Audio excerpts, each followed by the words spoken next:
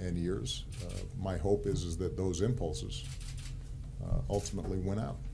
But it's a little too early to start making judgments on that. Your views about qualifications, has that changed after meeting with them? You know, I think that he successfully mobilized a big chunk of the country to vote for him, and he's going to win. He has won. He's going to be the next president. And regardless of what experience or assumptions he brought to the office, this office has a way of waking you up. And those aspects of his positions or predispositions that don't match up with reality, he will find shaken up pretty quick, because reality has a way of asserting itself. And some of his gifts that obviously allowed him to execute one of the biggest political upsets in history, you know, those are ones that hopefully he will put to good use on behalf of all the American people. Scott Horsley. I think the choice we're facing between integration and building walls. Right. What choice do you think the American people made last week? And is there still a chance for what you call a course correction before Europeans make some of their choices?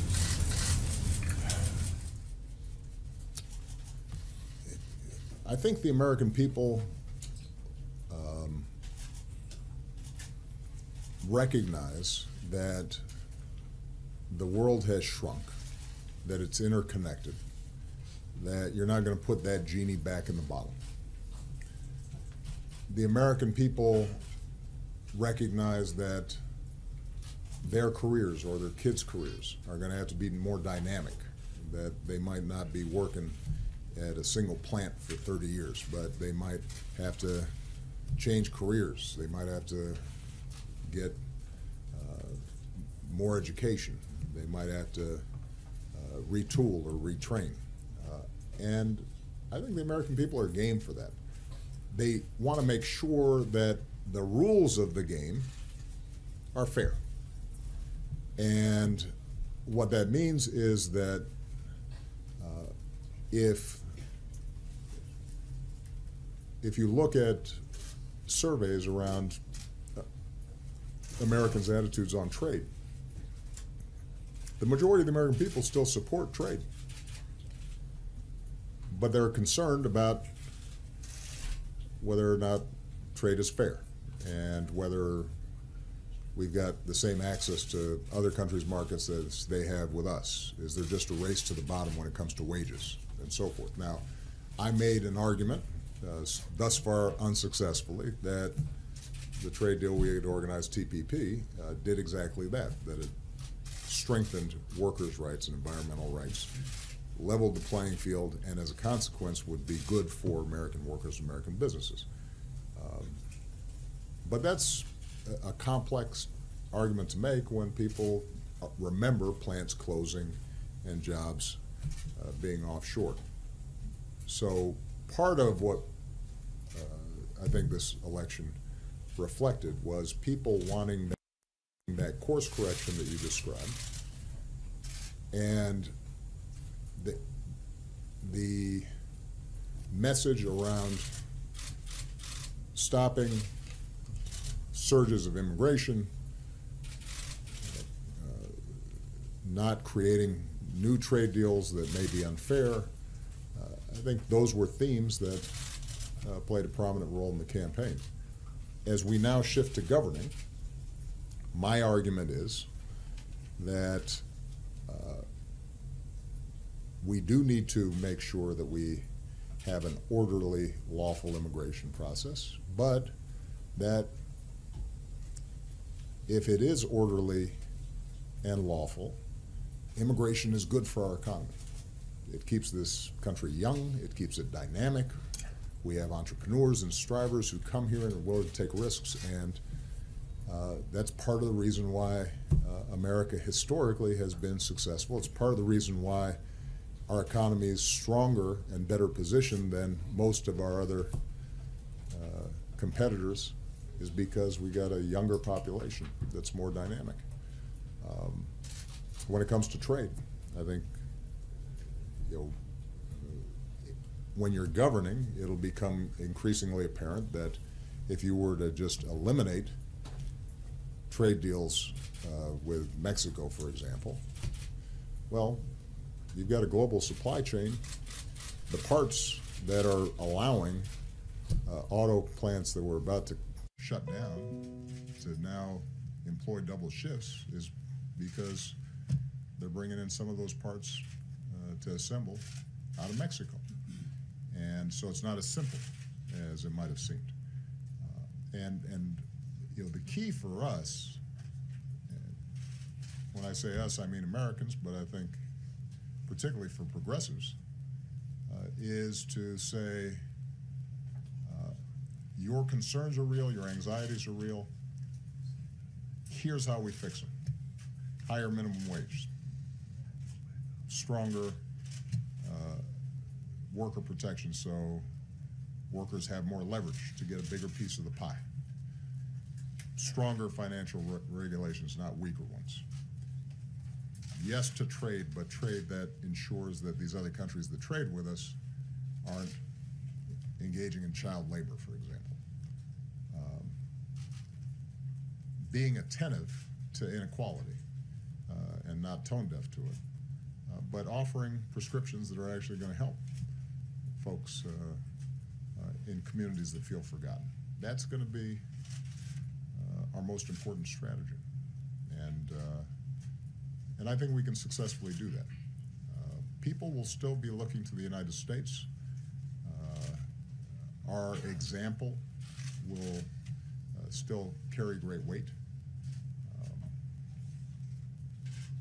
And it continues to be my strong belief that the way we are going to make sure that everybody feels a part of this global economy is not by shutting ourselves off from each other, even if we could, but rather by working together more effectively than we have in the past.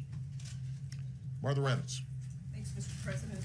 Given some of the harsh words you had about Mr. Trump, calling him temperamentally unfit to be commander-in-chief, did anything surprise you about President-elect Trump when you met with him in your office? And also, I want to know, does anything concern you about a Trump presidency? Well, we had a very cordial conversation, and that didn't surprise me to some degree, because I think that he is obviously a gregarious person. He's somebody who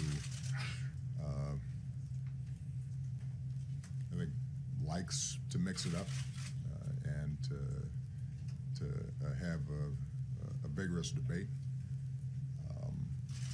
And what's clear is that he was able to tap into yes, the anxieties, but also the enthusiasm of his voters in a way that that was impressive. And I said so to him because I think that to the extent that there were a lot of folks who missed Trump phenomenon, I think that connection that he was able to make with his supporters that was impervious to events that might have sunk another candidate, that's powerful. Set hard and fast policy prescriptions than a lot of other presidents might be arriving with. I don't think he is ideological. I think ultimately he's pragmatic in that way, and that can serve him well as long as he's got good people around him and he has a clear sense of direction. Do I have concerns? Absolutely. Of course I've got concerns. He and I differ on a whole bunch of issues. But the federal government and our democracy is not a speedboat. It's an ocean liner, as I discovered when I came into office.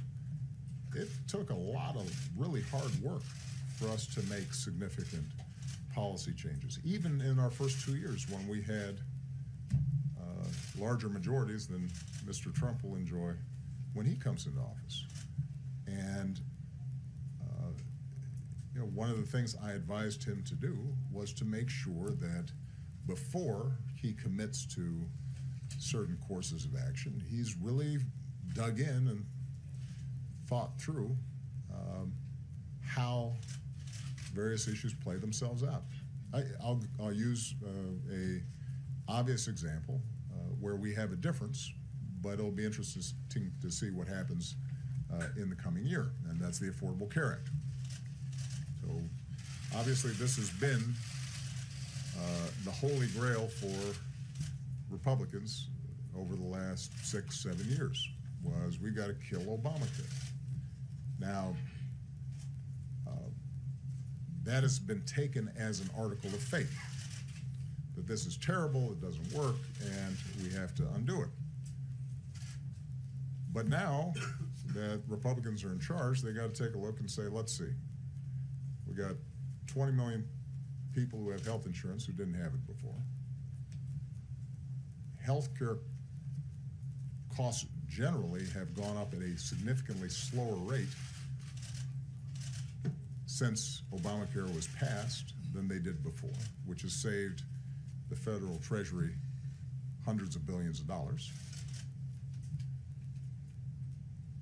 People who have health insurance are benefiting in all sorts of ways that they may not be aware of, everything from no longer having lifetime limits on the claims that they can make, to seniors getting prescription drug discounts under Medicare.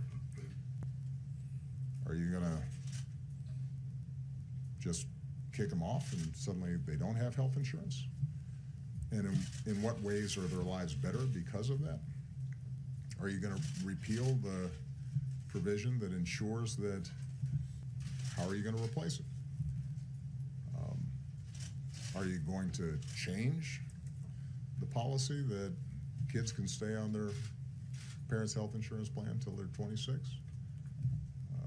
How are you going to approach all these issues? Now, my view is that if they can come up with something better that actually works, and a year or two after they've replaced the Affordable Care Act with their own plan, that 25 million people have health insurance and it's cheaper and better and running smoothly, I'll be the first ones to say, that's great. Congratulations. If, on the other hand, whatever they're proposing results in millions of people losing coverage and results in people who already have health insurance losing protections that were contained in the legislation, then we're going to have a problem.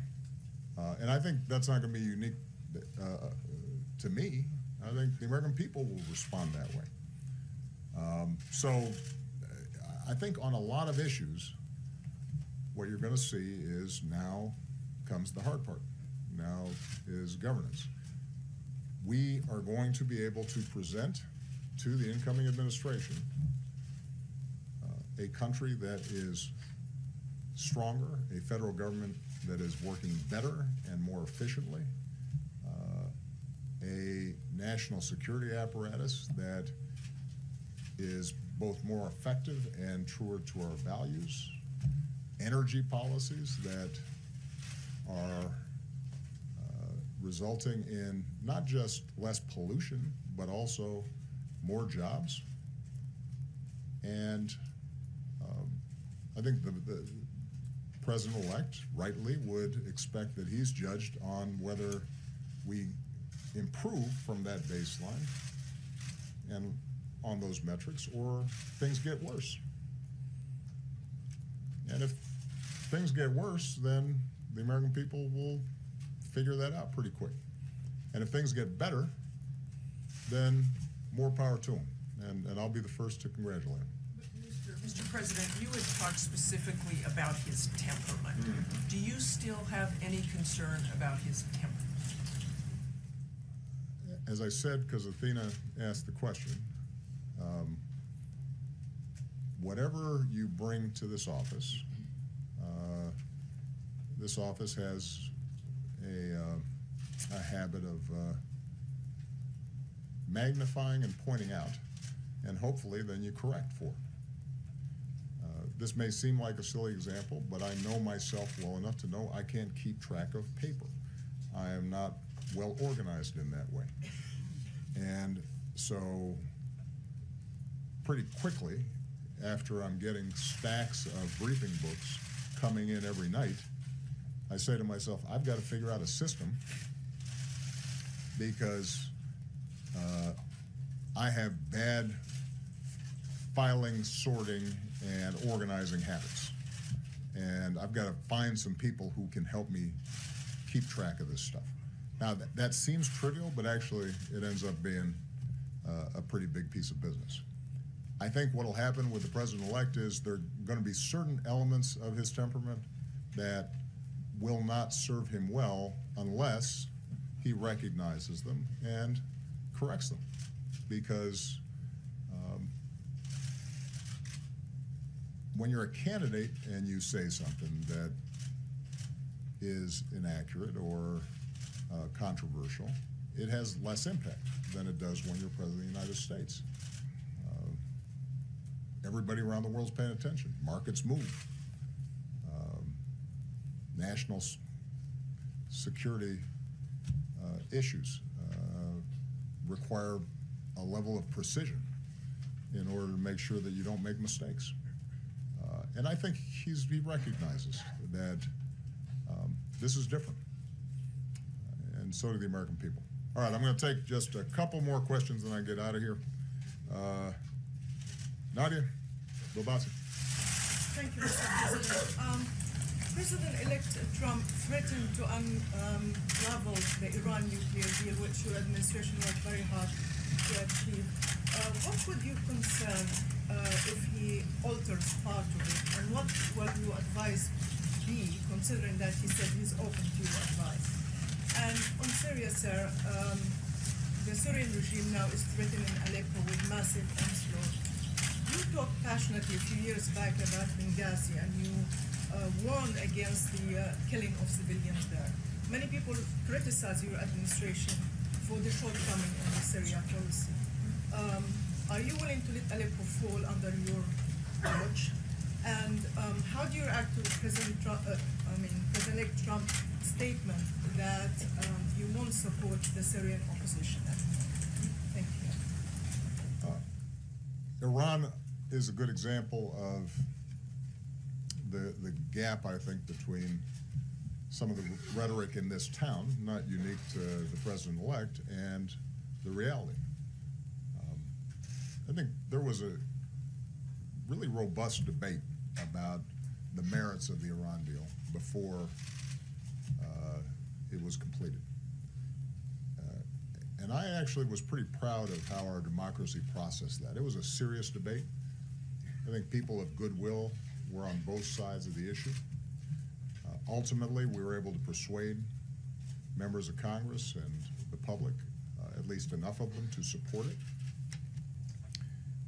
At the time, the main argument against it was Iran wouldn't abide by the deal, that they would cheat.